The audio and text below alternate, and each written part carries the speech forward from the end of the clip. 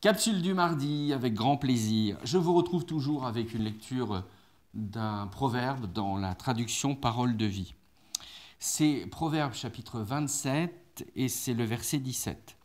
Le texte nous dit « Le fer aiguise le fer, les gens deviennent plus humains au contact les uns des autres ». Alors je me suis dit oui au contact des gens à condition que ce soit des gens de qualité. Je vais vous proposer une réflexion sur ce qu'est quelqu'un de qualité. Moi, je crois que c'est possible de se bonifier, de s'améliorer dans la vie si je suis au contact de gens qui sont optimistes et encourageants. C'est l'inverse des gens que j'estime être négatifs, parce qu'il y en a, être bougons, des gens qui râlent tout le temps, qui grognent tout le temps, et aussi auprès des gens qui sont sans arrêt en train de cultiver un sale caractère. Eh bien moi je trouve qu'au contact de ces gens-là, eh ben, on ne se bonifie pas. Mais c'est vrai qu'au contact de gens optimistes et encourageants, oui on peut se bonifier. Mais honnêtement, moi j'ai pris le pari maintenant de ne plus fréquenter les gens négatifs, bougons et qui ont un sale caractère, voire même qui le revendiquent, comme quoi ils ont le droit d'avoir un sale caractère, ils ne changeront pas. Je ne suis pas obligé de les fréquenter parce que moi j'ai comme ambition de m'améliorer et de me bonifier. Donc si vous avez comme ambition de vous améliorer, de vous bonifier, fuyez ces gens-là, arrêtez de les fréquenter. Vous pouvez les supporter à petite dose, voire à dose homéopathique, mais n'allez pas plus loin.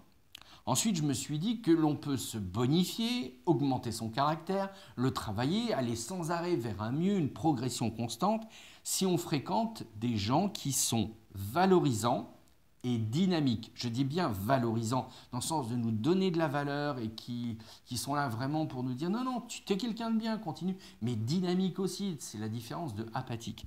Et donc ça, pour moi, je fais très attention maintenant à ne plus passer de temps avec les gens qui sont critiques, parce que sincèrement, ce n'est pas des gens pour moi qui sont intéressants. Ensuite, les briseurs de rêves, ça, je ne veux plus les fréquenter parce que c'est des gens, vous allez leur dire quelque chose tout de suite et paf, ils vous cassent, puis vous n'allez pas de l'avant. Et puis ensuite, les destructeurs de bonnes intentions. Alors les destructors de bonnes intentions, j'en ai rencontré des dizaines et des dizaines, voire même quand j'étais en paroisse, j'en ai fréquenté beaucoup trop et aujourd'hui je n'en veux plus. Donc vous voyez, pour fréquenter les gens valorisants et dynamiques, il faut bien faire attention à ne pas fréquenter les gens critiques, les briseurs de rêves et les destructeurs de bonnes intentions.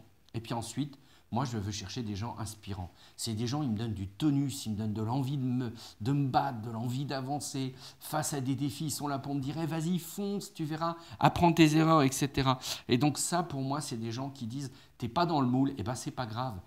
T'aimes la peinture, c'est pas le style qui plaît à tout le monde, c'est pas grave, continue, fais des choses pour avancer, pour progresser. » Donc voyez-vous, ce texte des proverbes, oui, je veux investir dedans, je veux investir à l'idée de devenir plus humain au contact les uns des autres, à condition de rencontrer des gens optimistes et encourageants, valorisants et dynamiques et inspirants.